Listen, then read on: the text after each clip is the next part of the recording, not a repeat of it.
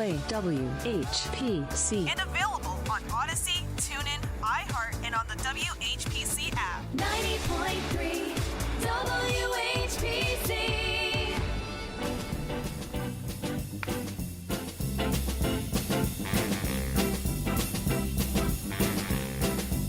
Well, they got a new dance and it goes like this.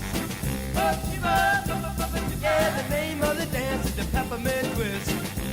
90.3 WHPC, the voice of Nassau Community College. Welcome to another edition of From the Press Box. We're here every Monday, 9 a.m. to 10 a.m., with the show becoming a podcast later on at wherever you get your podcasts. My name is Rob Leonard, and joining me, of course, is my brother and award-winning sports writer, Tim Leonard. Good morning, brother. How are you? I'm outstanding, brother. How are Really? you? You're How about really yourself? outstanding? How You about sure? yourself? I'm good. You were moaning about something. I'm good. I don't moan, brother. Yeah. No. You complain all Tim the time. Leonard. Tim Leonard never moans. Okay. Anyway, if you'd like to give us a call, please do, 516-572-7440.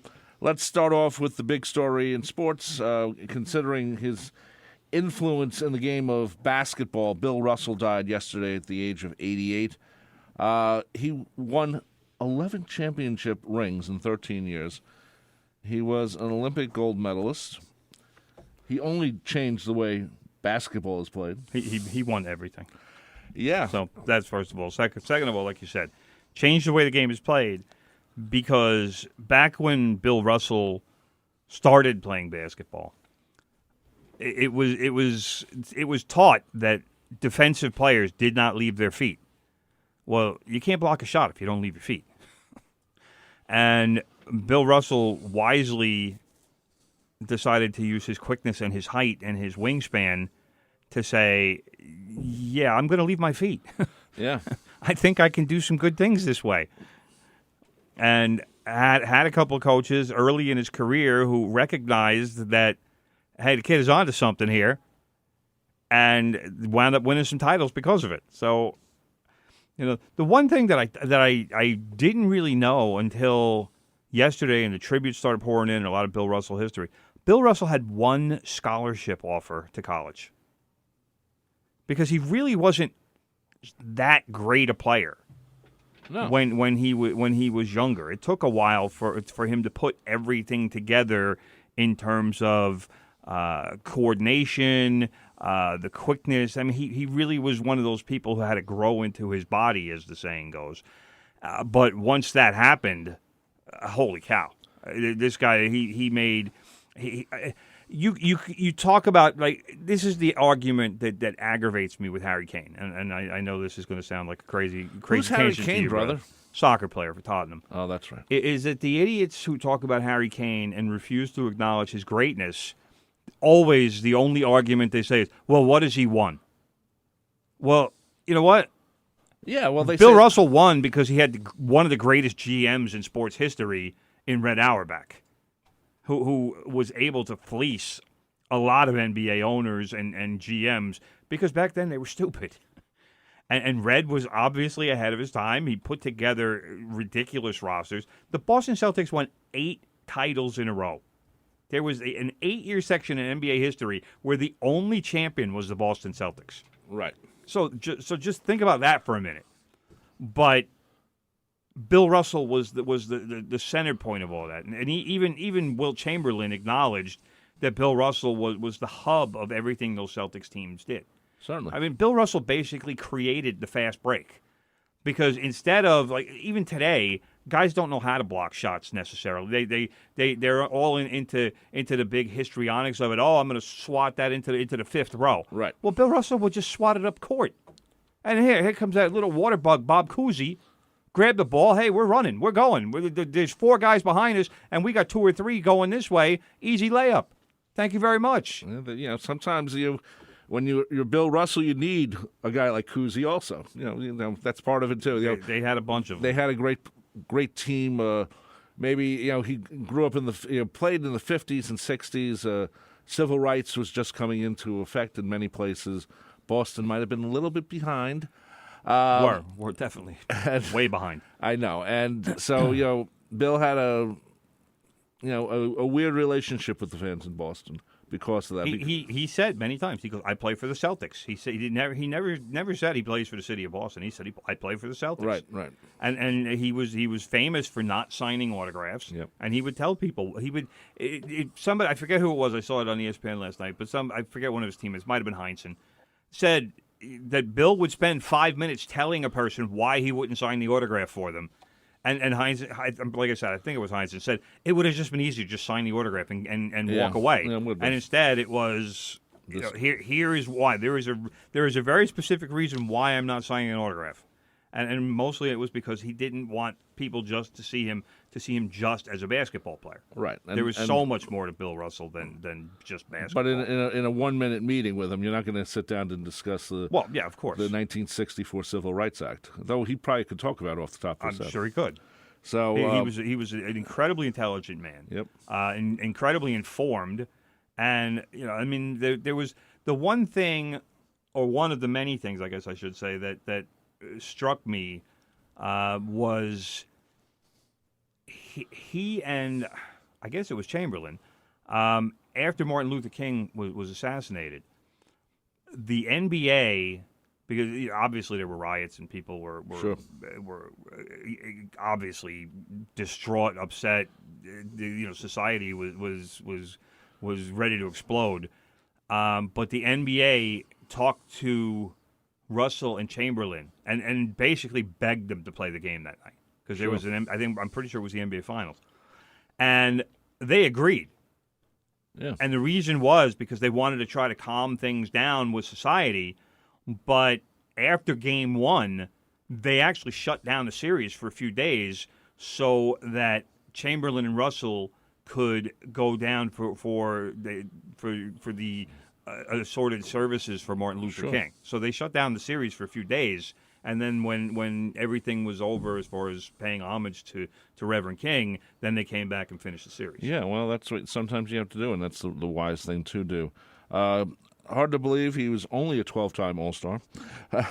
Well, 13 seasons. So. I know, brother. 11 championships in 13 seasons, which is unbelievable. 5-time MVP.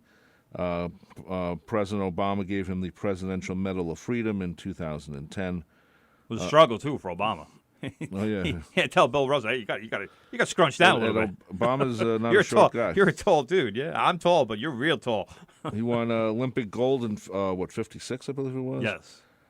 He also was head coach, 3 different teams, and he also did play-by-play, well, not play-by-play, but he did color commentary for ABC basketball in the early 70s. So, he did a lot of things, and interesting guy. Would have liked to have met him.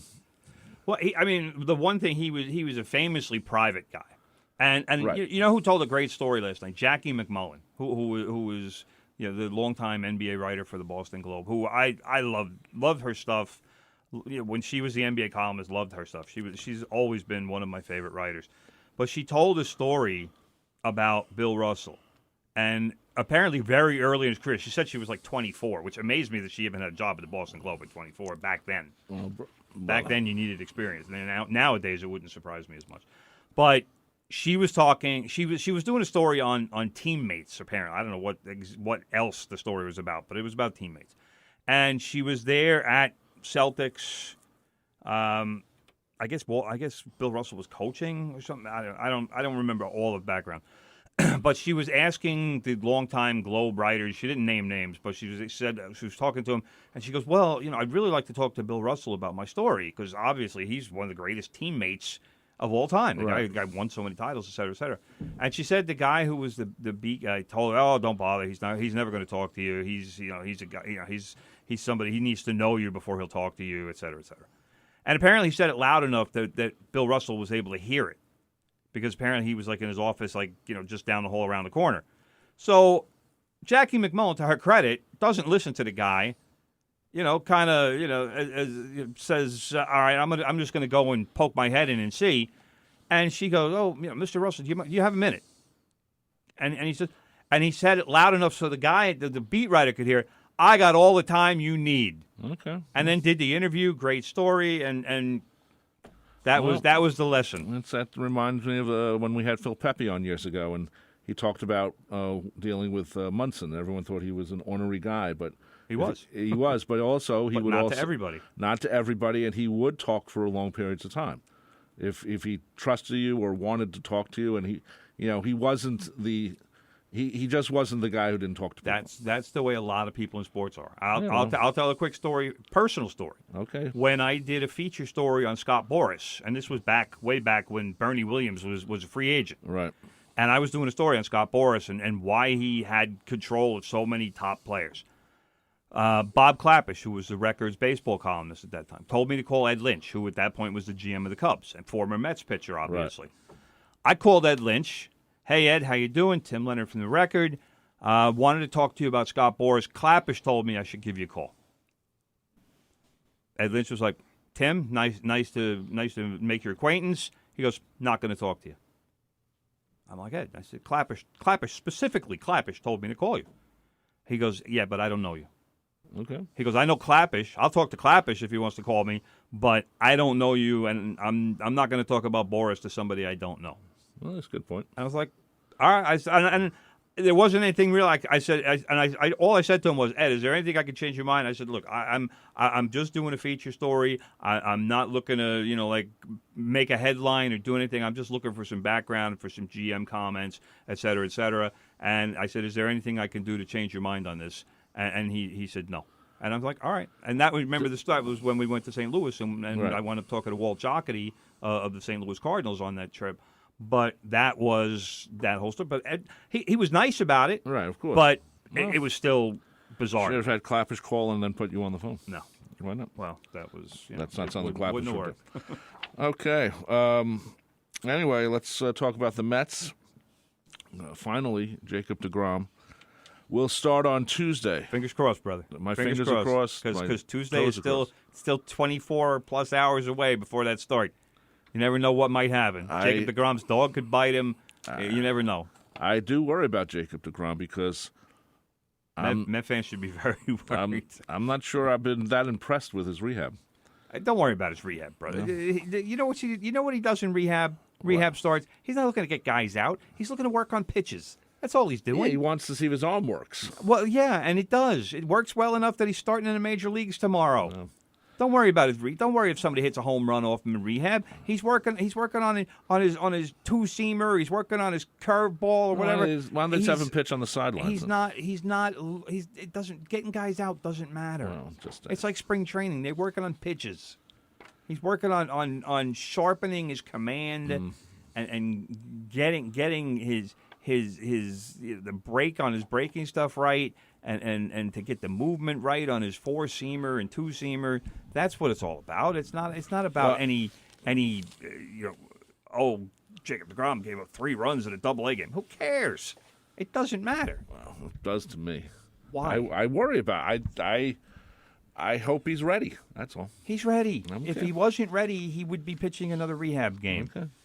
Thank God they finally got him into major leagues. Okay. He threw 101 in his first rehab start. As far as I was concerned, at that point, he was ready. Okay, the Mets are 27 games over 500. That's just simply incredible. Season high, brother. Season high. That is simply incredible if you think about it. I am just shocked by that. Don't think about it, brother, because the Yankees are way more than that, but that's all right. And the Yankees are even more. Yes. Anyway, let's continue with the Mets. I don't know. They're 3 games ahead of Boston. And that would be Atlanta, brother. I'm sorry. I was thinking of Boston. Braves haven't Celtics. been in Boston in many years. I know. Though, imagine if they still were. Can you imagine 2 teams in Boston? Yes. It would be that. It would surprised just be. It would be doubly inferior. I'm surprised that they don't have, 2 teams. That's a good thing. Just like there used to be 2 teams in Philadelphia. Well. Anyway, brother, we do have. I do want to mention we do have the Major League trading deadline is coming up in what is it? 24 plus 9. What is that? 30 in less than 33 hours. The Mets already have made 2 moves. They traded for Tyler Naquin from the Reds. They gave up a couple of basically non-prospects. And Tyler Naquin, I'm sure, is thrilled to be going from the Cincinnati Reds, which is one of the worst teams in baseball, to the New York Mets, which is a team with a legitimate chance to win a World Series, assuming that Jacob deGrom and Max Scherzer can remain healthy.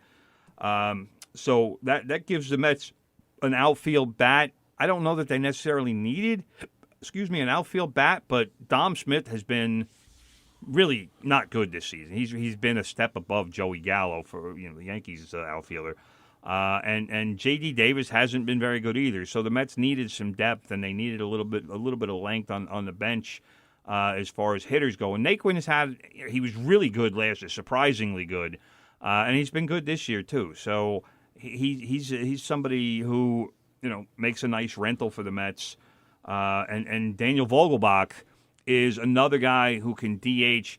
Vogelbach was last week. We talked about him last week. 6 foot and like 270 pounds. I mean, this guy, you look at him, you don't say athlete, but I'll tell you what, he can hit. And that's all that matters. And that's what the Mets are looking for. And he's good in the clubhouse, which is very important. Lefty bat, great in the clubhouse, and can hit a home run. So that's Mets are making little incremental improvements. Right. No big splashy trades, but they apparently were told by the Nationals that it would take double what they have to get Juan Soto, which didn't surprise me because why would the Nationals trade Soto to a division rival and have to see him, 19 times a season I think they play each other? Why would the Nationals want to do that? So it doesn't surprise me that the Nationals are looking, if Soto does get traded before the deadline, that it doesn't surprise me that the Nationals are looking to send him, whether it's the Yankees, whether it's the Padres, somebody along those lines, where they're not going to be haunted by him more than a dozen times a season for the next 12 to 14 or more years. So that's what we're looking at. I tell you what, the Mets, I'm still surprised, and the grittiness is starting to come out with the Mets because the Braves had that great run. Right. They had the really bad part of their schedule, and they were banging out wins at a 750 clip.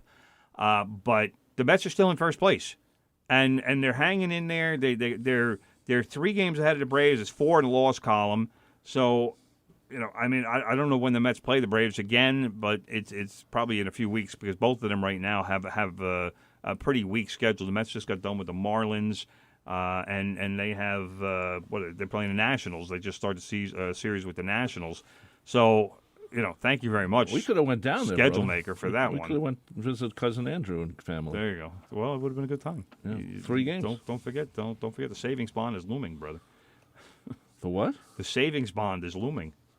Labor Day. Oh, okay. Don't forget. What did I promise him? Yeah, you did. I didn't promise him I'd get him anything. Yeah, you did. No, I didn't. You did. No, I didn't. Well, we'll have this conversation after the show. I did not. I would never promise him After the show, a savings bond. Yes, for young Dawn. I didn't promise him anything. Yeah. Well, apparently not according to him. Why anyway, would I brother, pick a savings bond? Anyway, brother, the Yankees will be pursuing or are pursuing a couple of pitchers. Frankie Montas of the Oakland Athletics. They were beaten to Luis Castillo of the Reds by the Seattle Mariners, who gave up just a ridiculous amount of prospects, top prospects. And the Yankees see Anthony Volpe of New Jersey as their shortstop of the future. Like, they look at him and they see a young version of somebody similar to Derek Jeter. That's how much they think of him. But that's the guy that other teams want. And Montas, I guarantee the Athletics are starting their bidding. All right, we'll take Volpe. And when the Yankees say no, that's stupid, then they'll say, we'll take Jason Dominguez. And the Yankees say, no, that's stupid. And then it'll be like, all right, we want Oswald Peraza. And the Yankees say, all right, we could talk about him. Okay. By the way, brother, the Mets play the Braves this Thursday, Friday, Saturday, Sunday. Oh, that'll be good. And then they play at Atlanta the 15th, 16th, 17th, and 18th. Nice. All right, we got some good baseball coming up. We got 8 games that are going to really mean a lot in the month of August. That's nice. Let's hope Kyle Wright doesn't pitch too many. And then let's see. Then they have 3 games: the 30th, the 1st, and the 2nd of October, September 30th. And the Mets Last days of the season. Yeah, and then the Mets have 3 games at the end against the Nationals. Hopefully, That'll be easy. Hopefully, yeah. All right. Well, anyway, but the Yankees are out of luck with Castillo. He goes to the Mariners. In fact, Castillo's going to be pitching against the Yankees on Wednesday, which is not a good thing because when the Reds came to the stadium, Castillo pitched seven innings. He gave up like nothing. He was basically unhittable. It was ridiculous. Right. But it's a good move for the Mariners because the Mariners haven't made the playoffs in a couple of decades. So Mariners, if I'm them and I have a good team, like I do have a good team right now, I'm willing to pay the price to say, all right, you know what? We need to make the playoffs. We need to make our fans happy. We need to show them that this is a good, young, developing, emerging team. And getting Luis Castillo and making the playoffs is the way to do that. For the Yankees, obviously, Luis Severino sidelined still with a lat strain. We're not sure where that's going. The Yankees said the other day that Severino isn't necessarily healing as quickly as they would have liked. But besides Montas, I'm hearing Carlos Rodon from the Giants. But that's if the Giants decide to be sellers, which from the last couple of days that might be the decision they make. I've also heard the name Jose Quintana bandied about, as they say. I don't want Quintana. Quintana is not better than anything the Yankees currently have. So I don't know why they would give up anything for him, except unless they give up just somebody who's not in the picture for the future. Because I don't see any reason to bring this guy in to make 4 or 5 starts, and then Severino's healthy, and then fine, Quintana goes to the bullpen. So why are you going to give up a bunch of prospects or anybody who has any kind of relevance for a guy who is he having a pretty good season this year? Yes, but the last couple seasons he's been a disaster. And the Cubs gave up Eloy Jimenez and Dylan Cease for this guy many years ago, which was it's turning into one of the worst trades in baseball history. But so he's there. Again, Juan Soto, the Yankees are a maybe for him. I don't think it's going to happen because I think with the payroll, I don't think there's any way that Hal does it, Hal Steinbrenner. So we're going to see, but it should be a fun 33 hours in the next 33 hours. Yeah. Well, let's see what happens. I don't think. I think Juan Soto doesn't get traded. I think it's entirely possible. I mean, I think the Padres are making a run because the Padres need an outfielder and a hitter. So Juan Soto is a perfect fit for them, but the Padres would have to give up a lot. And we're talking about very good young players. They still have a good farm system, but a lot of guys have graduated. Like C.J. Abrams right now should be in AAA, but he's in the major leagues. 21 years old, shortstop, top speed guy, good hitter. He was a guy who was a draft pick for them a couple of years ago, and really has made his way to the major leagues quickly.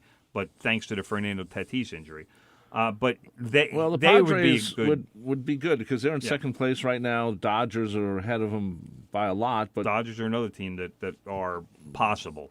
I mean, they have the money to.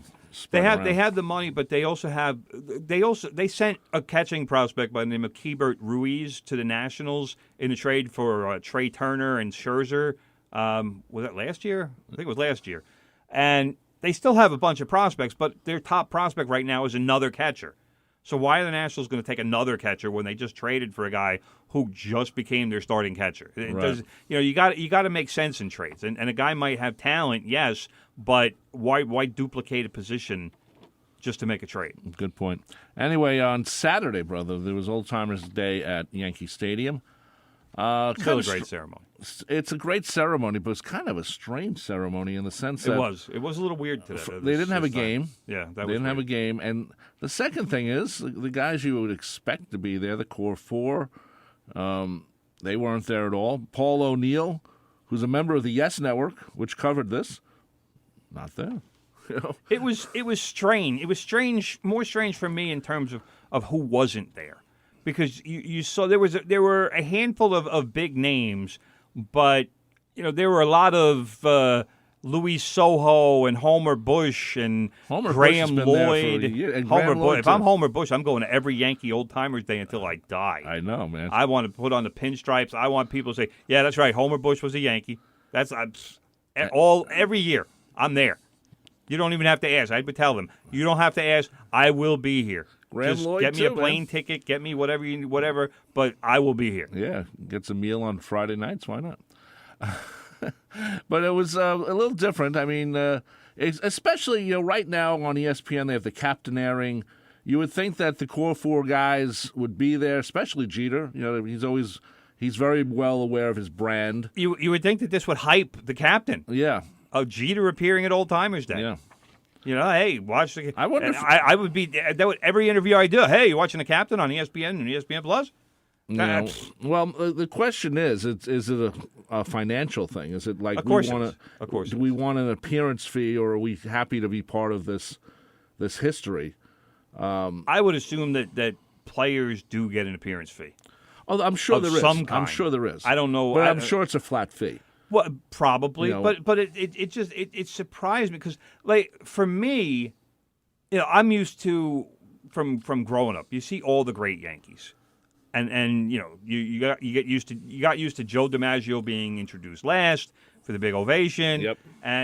But now it was like kind of a changing of the guard because it was missed for a couple of years, but now all of a sudden the last two Yankees who were introduced were Ron Guidry and Bernie Williams. And obviously, if Jeter would have been there, he would have been introduced last, and the other core four guys would have been introduced in that last grouping. Certainly. But maybe Jeter probably would have been last. Mariano would have been second to last. Mariano Rivera, but those guys are even the guys from the '70s. Like where was Reggie? Reggie wasn't there. That's true. Reggie wasn't. And there were so many big names from the last two World Series winners.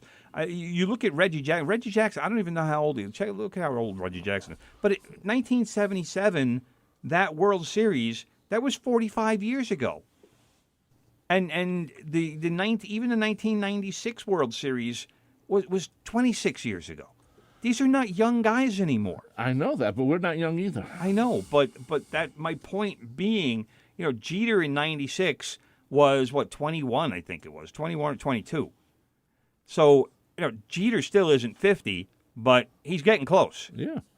Reggie Jackson is born on May 18th, 1946. He is 76 years old. 76. I mean, that's you're getting to a point, and obviously Reggie's not there yet, and especially he keeps himself in really good shape. But you're getting to a point where how many of these guys are going to want like if Reggie's living in California, which I assume he is. Does he really want to fly across the country? It gets to the point where you don't want to travel anymore because it's just too much. Well, maybe they should do a Yankee Fan Fest a couple of days before, so these players can come in, sign some autographs, make some bucks. Well, that might be a good idea. Mickey Rivers would love that. I know that for a fact. Mick loves that stuff, man. So anyway, it was a little low key when it came to. Yankees no game. It and was of course, the introductions. Mets are doing one on August 27th. We look forward to that. The first one they've done in a long time. They say like 40 players so far have agreed to be there. I'm but curious why they're doing it so late in the season, but yeah, later. they should have done it in July. I agree. It might be better then to do it then, though. It won't be as hot. That's true, but I don't know. We should have asked Jay Horowitz when we talked to him a few weeks ago.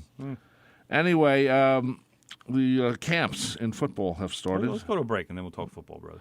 You want to take a break? Yeah, let's take a break. By the way, before we go to break, brother, what do you think of the captain so far? I am highly disappointed by it. I'm not because I don't like the Yankees. What bothers me is it's talking about these teams, basically from '94 on. Now, mind you, the focus is Jeter, right? But there's a lot of other team players who are shown in this. And why isn't it about the team? And I know Jeter is producing it. He's right. one of the producers and everything. Yeah. But if you're just going to focus on Jeter, he should be the one in most of the cutaways, and he's not. I mean, they have a lot of other people, which is great. I like to see what Joe Torre might say, or Bernie Williams. Well, I mean, but they're talking about their experiences with Jeter in those times. I mean, you can't just have 7 episodes about one person. Nobody's that interesting.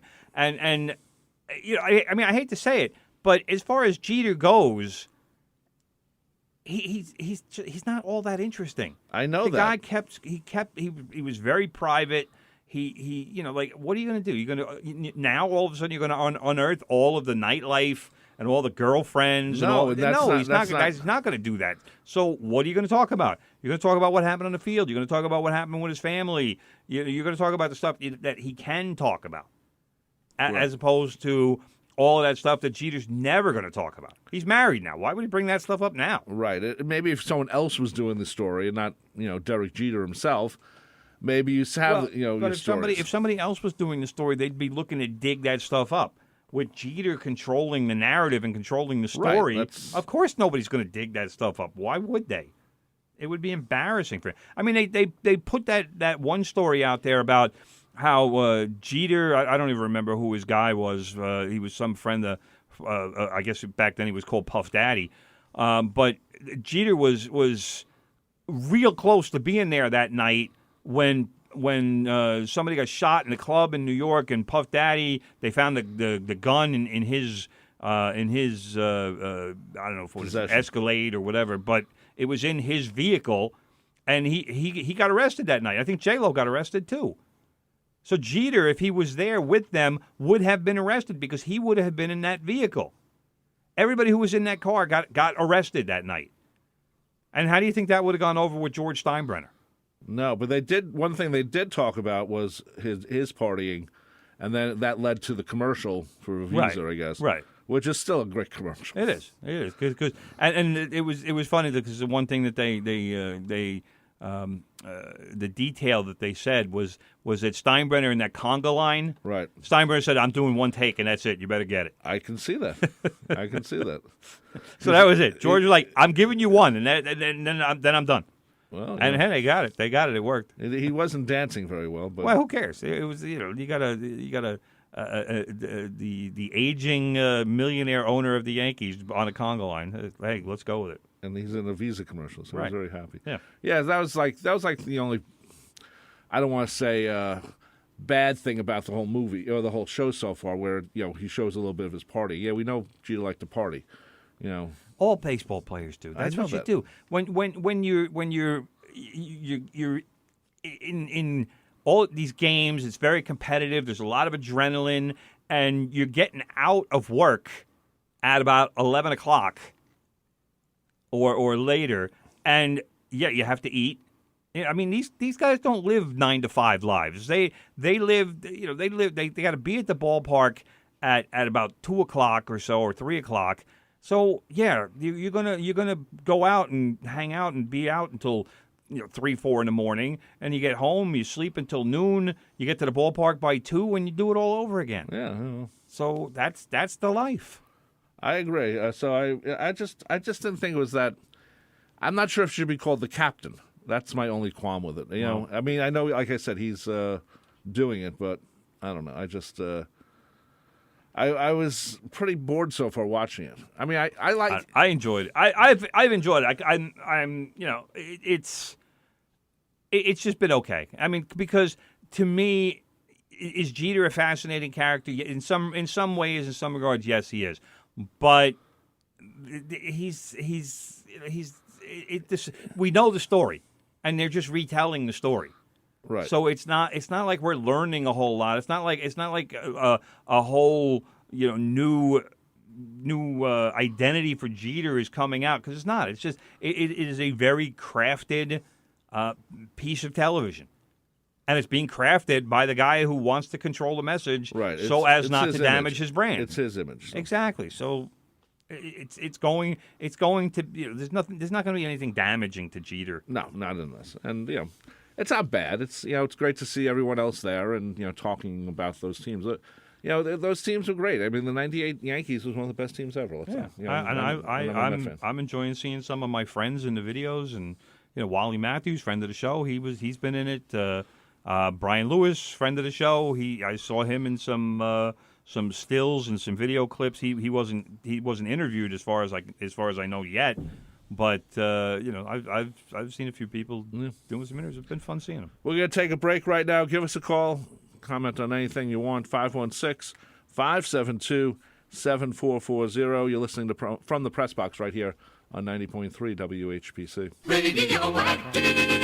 It's Big Ed inviting you to join me Mondays from 10 till noon for the Good Gold Show. We've got the greatest hits of all time, all your faves of the 50s, 60s, and 70s. A whole lot of fun, and we'll keep you informed. Plus, we'll take your requests and your dedications. Playing favorites. So join me Mondays from 10 till noon for Good Gold on 90.3 WHPC, available on the Odyssey, iHeart, and WHPC apps. Okay. Yo. Tell your friends about the Nassau Morning Madhouse. Hear what you're missing. Check it out. Tom Brady, I think it's disgusting that any network would want to give that much money to have somebody talk. Sure, his opinion counts, but does his opinion count for $400 million? I don't even think God's opinion is worth $37 million a year. Right now, if I can get you six figures, I'd be happy. That's so nice. What about me? What are we, chopped liver? You guys are worth six figures easily, just not in sports. No offense, Aisha, I don't think you know a damn thing. Yeah. Do you know how many points a touchdown gets you? Yeah. How many? 24. That's exactly right. How did she do? She is worth $37 million. I told you, I know. Holy, can you tell me how many points is a home run worth? Okay, give me a second. 14. 14 is exactly right. How many points do you get when you score a goal in soccer? I think it's 3, right? 3 is right. The Nassau Morning Madhouse. Weekday mornings from 7 to 9. On the voice of Nassau Community College. 90.3 WHPC. Shake off the realities of the day, broaden your musical horizons, and embrace the diversity every Monday afternoon at 5 for 2 hours of revelations. The show offers a potently unique collection of music with an emphasis on themes and rock rarities, an occasional tour de force of blues and soul, mixed with compelling sets of folk and folk rock. I'm Steve K, and I've got the perfect soundtrack for your drive home every Monday afternoon at 5 on Revelations, right here on the voice of Nassau Community College, 90.3 WHPC.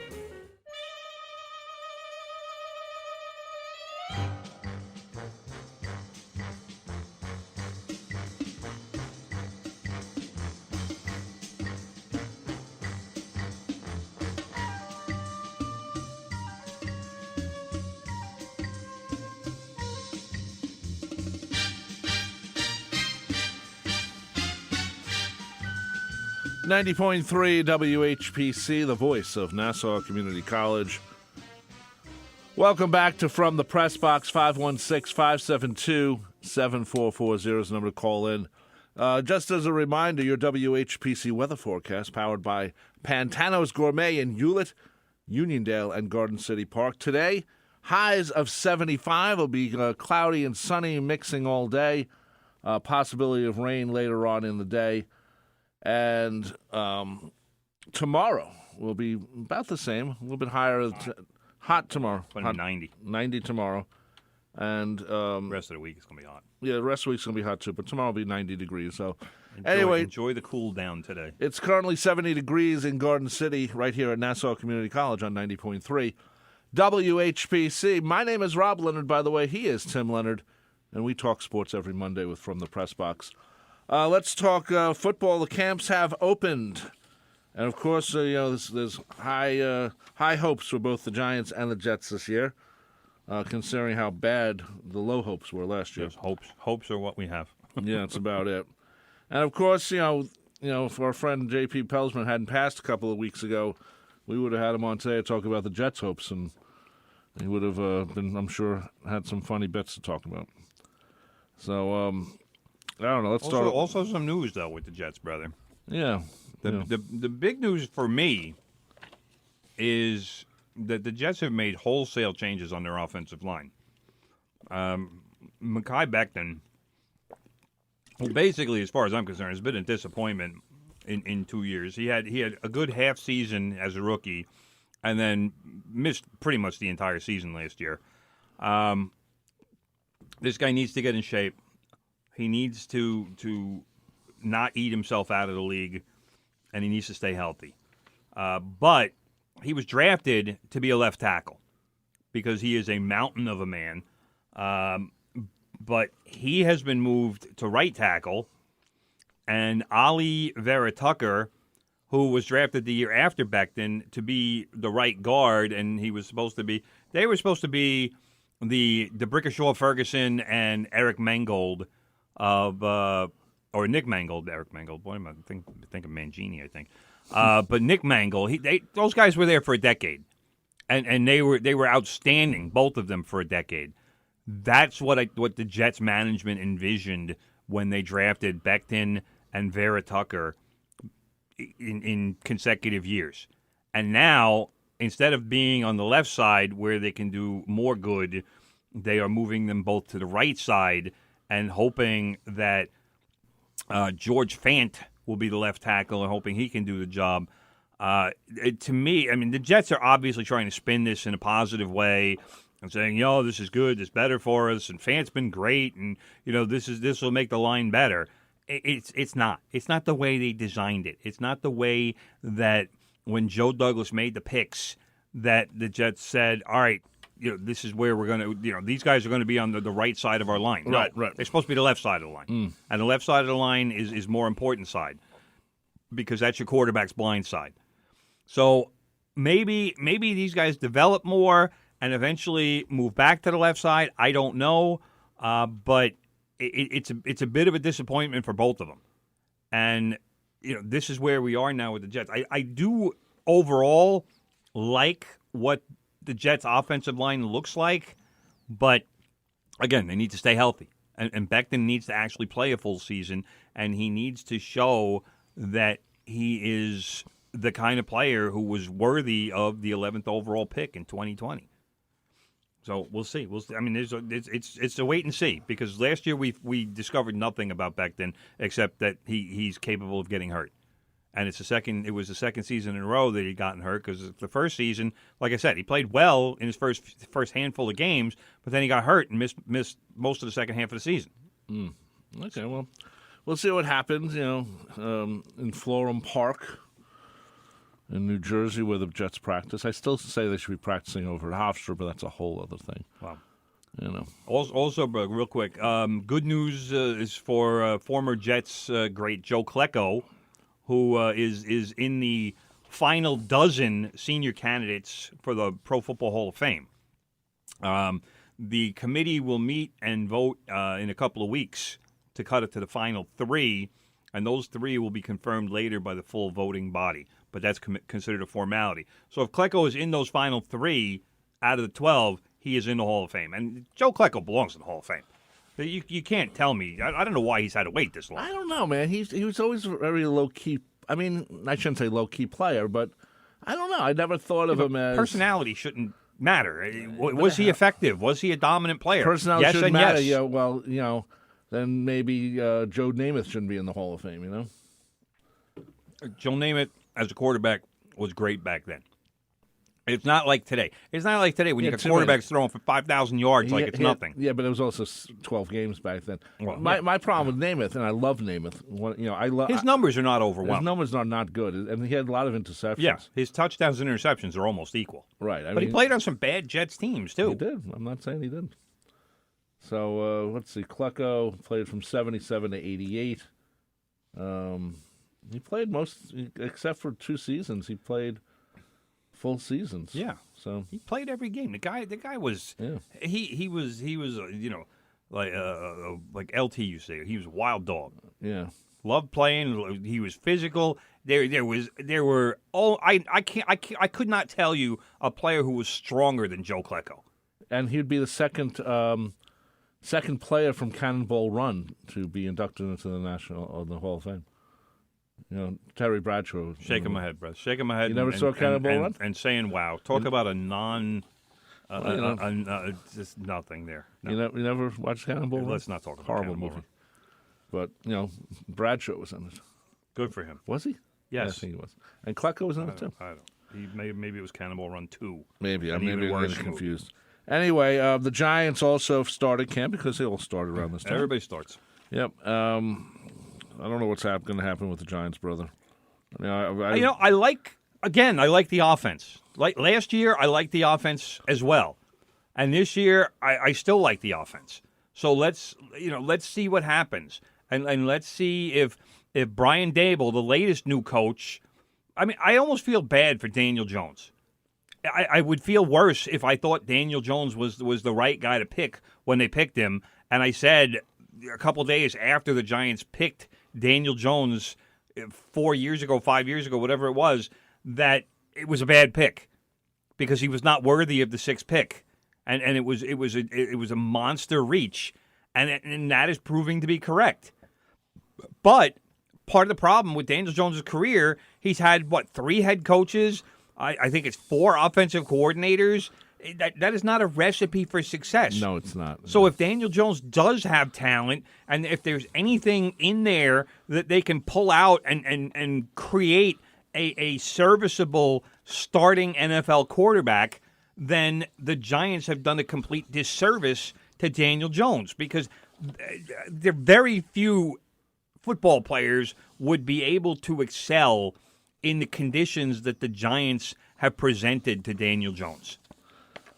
So either Daniel Jones is going to have a season this year and show the Giants, yes, I can do this, and if you give me a little bit of stability and don't fire the coach after a year or two and allow me to actually develop and get to know an offense and have the same coordinator for a couple of years in a row, then maybe we can actually get something done here.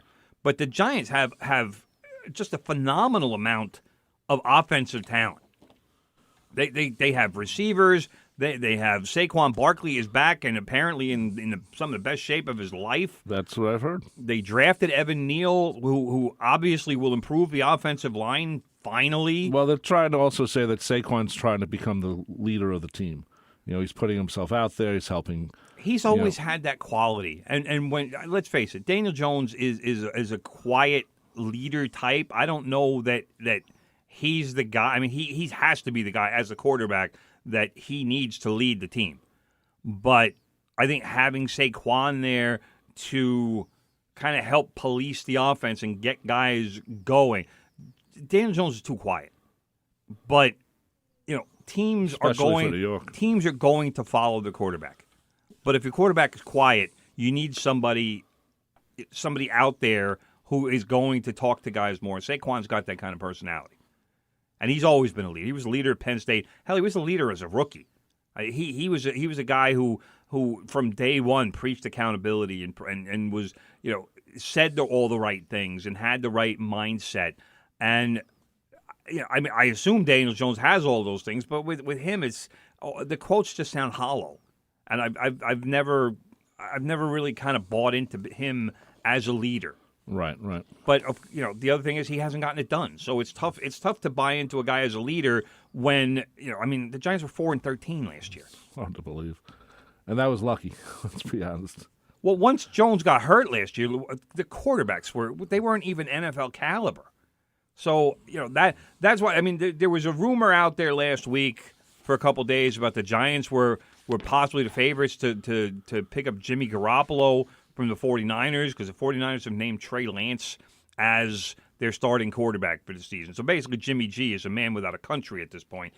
But the Giants they're paying Tyrod Taylor around $10 million to be the backup for Daniel Jones because they don't want another situation like last year where they had, I mean, they had Pop Warner guys. Jake Fromm from Georgia, great college quarterback. He was garbage.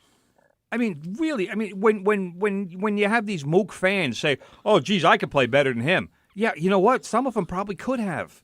That's how bad Jake Fromm was last year. And the other guy whose name I don't even remember.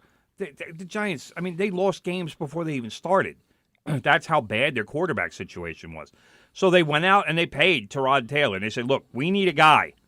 And if Jones gets hurt again, we need a guy who can actually start and give us a chance to win a game." Because the Giants lost 8 games last year only because Daniel Jones was hurt. They had no chance to win any of those games.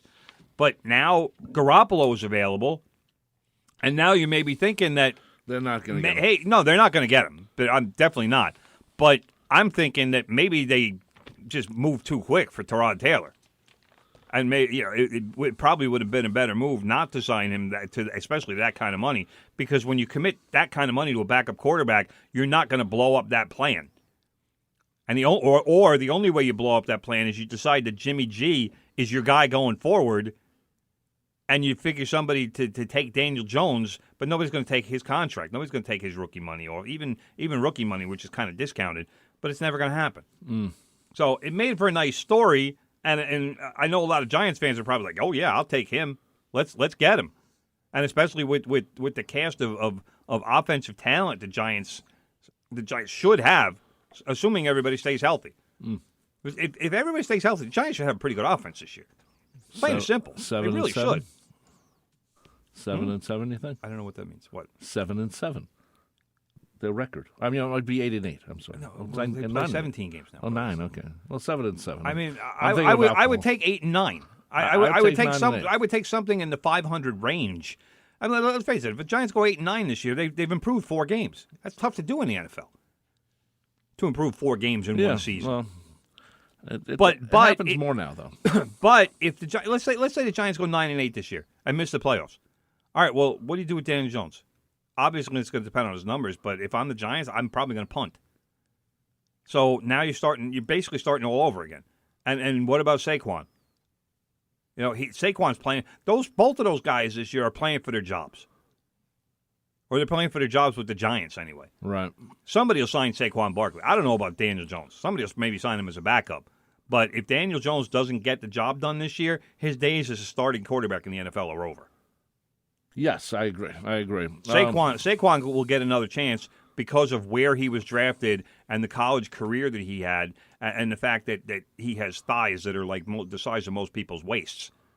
But you know, he's playing for his job this year. If he gets hurt again, then he's going to pick up a tag as being brittle, and that's the worst thing you can ask for a running back. Because if you can't take the pounding in the NFL as a running back, you're not going to be an NFL player for very long. No matter where you were drafted or how much you did in your college career. Right. Anyway, the ratings of the most valuable franchises in sports, at least in America, have come out via Sportico, and not surprisingly, the Dallas Cowboys are supposedly the most valuable sports franchise in America right now. Crazy.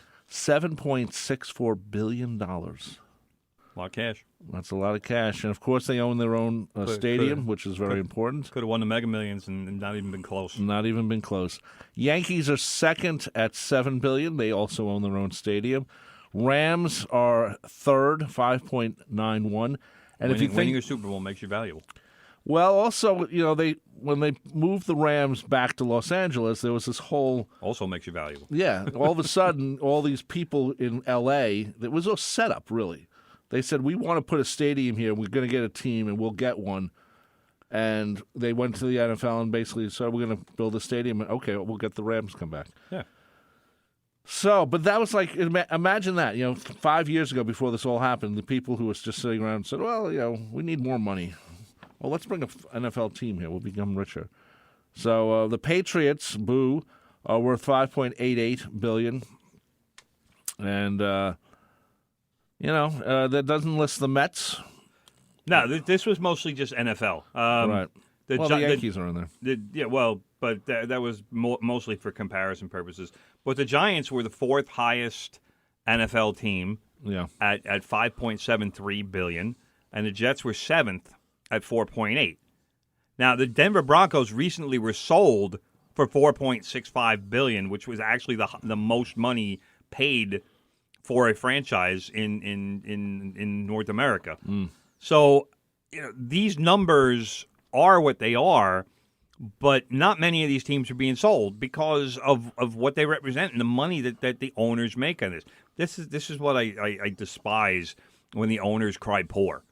Your teams are worth billions. Right, but the billions. But what they do is they borrow money from themselves, then they have to pay themselves back. Yeah, it's all a big scam. I know that, but that's how they say they're poor. Oh, we have no money, or the TV contracts haven't come in yet. We're not getting $1 billion a team, Right, but 16 NFL franchises are valued at least $4 billion. Right. And that's there's 7 of those in the other leagues combined. That's 4 in the NBA and 3 in Major League Baseball. So what you're saying is, brother, we're never going to own a Major League baseball team, a football team. I'm not holding out. If I would have won the Mega Millions, I might have said, hey, Yankees, how much is a share? Do they have shares? They probably do. You probably could buy something from somebody. There's minority partners, like when Seinfeld bought a share of the Mets, right? And Bill Maher, yeah. You probably do something like that. But, what does that get you? I don't know. Does that get me in the luxury suite? I don't know. I think it gives you a free hot dog or something. Maybe a free soda when you go to the game. Get me into the center field gate or the center field. And it's interesting. The Buffalo Bills just cut a deal with the state, and the state's going to help pay for the new stadium. It's like $850 million. And the Bills are owned by really rich people. Yeah, the Pegalas. Yeah, so... did the state have to give them all that money to do this? No. But they said, well, we're going to move to Toronto. Well, go ahead. Yeah, go move to Toronto. Go ahead. Enjoy. But, yeah, and it's the same, it's like the Islanders when they moved to UBS. The value became a better value because it's anything time the new arena comes in, no matter what, it's a much more valuable team. That's why owners always want new arenas, because it makes their team more valuable. But how many, if nothing else, it bumps up attendance. Yeah, but how, the Cowboys have, let's be honest, that stadium is, ridiculous. It's a great stadium. A monument to excess. Yeah, it's a monument to Jerry and his weird facelift. But, can you see that in 15 years saying, well, we need a new stadium? And I'm sure he'd pay for it himself. But what do you do with the stadium that's old, that has all these... Can't play high school games. Yeah, you can't play seats 100,000 or whatever. It's ridiculous. Close. Well, the standing room too. It's I'm not 100,000, but it's there is standing room there. They actually, I know. So that's kind of interesting that the Cowboys are worth that much. I'm not surprised though. I think the Cowboys will always be, But imagine they were called the Dallas Football Club, brother. Wouldn't be the same. Yeah, it would be. No, it wouldn't. They'd still be worth a lot. No, they wouldn't, because who roots for the football club? They're the Cowboys. They're still America's team. They're the boys. Well, that's why people watching in California who are Cowboy fans, they're Cowboy fans. Jimmy Johnson would say, "How about them football club?" Yeah, that's exactly perfect. I'm going to keep that going. Thank you, brother. Anyway, coming up next at 10 o'clock is Big Ed with the Good Gold Show, and just as a reminder, everyone, Profumi d'Italia. Every Thursday at 5 p.m., Rita Monte brings you the best in Italian music and culture, along with poetry and interviews with Italian-American personalities. Rita is happy to take your phone calls and requests on this live weekly program. That's Profumi d'Italia, every Thursday at 5 p.m. right here on 90.3 WHPC. Coming up next, like I said, is Big Ed, Good Gold Show, playing the oldies you don't hear on the radio anymore. Brother, we got a minute left. What do you got? Anything? I got England, brother. England beating Germany 2-1 in overtime to win the Euro 2022 women's soccer tournament. And why is this so big? In England, back a year or so ago, they were all hyped up about the men's team making the semifinals of that tournament, and they were all screaming about it's coming home, it's coming home, and they were singing songs. Leave it to the British women to actually get the job done. And it was also one of the biggest viewed games ever. Wembley Stadium, more than 87,000 people. It was the largest attendance for a women's soccer match in European history. Wow. That's good for them, good for England. That's Chloe incredible. Kelly scored the winning goal in overtime, extra time. I've always thought that women's soccer would be the first women's sport to really catch on. As much as the WNBA has been around for 20 years, I always thought the women's soccer. But it's still ugly over there. I have a lot of friends over there, and I saw all over Facebook. Oh, let's give the girls a washing machine for the trophy. Ooh. It's like the sexism over there. Really, they don't want women playing as they call it football over there. I don't know why. I don't get it. Over here, it's such a part of the culture, and it has been for years. And over there, it's just there's still just such rampant sexism about sports. I don't understand why. I don't either. That's a very good point. I mean, this country does like women's sports. It's not as maybe. It's one of the byproducts of Title IX. Yeah. I mean, since 1979, women have had the chance to have equal chances in sports, and that's what Title IX has done. So if nothing else, it's made us a better sporting culture, and especially on the women's side, because women have the chance to play, whether it's soccer, basketball, whatever sport. But these sports that are contested on an international stage. Speaking of Title IX, our sister Suzanne, who played sports, field hockey, basketball, and soccer, she wants to join us one day and just do all women's sports. So we have to work that out. I told you that weeks ago. I suggested that. Okay, we're listening to From the Press Box. My name is Rob Leonard. He is Tim Leonard. Thank you for listening to us. This becomes a podcast later on. Big Ed's next. Bye-bye. The views expressed on air are not necessarily those of WHPC, its management, or Nassau Community College. Responsible opposing viewpoints will be considered by emailing them to whpc@ncc.edu or by mail at WHPC 1 Education Drive, Garden City, New York 11530. Thanks for listening to the voice of Nassau Community College, 90.3 WHPC.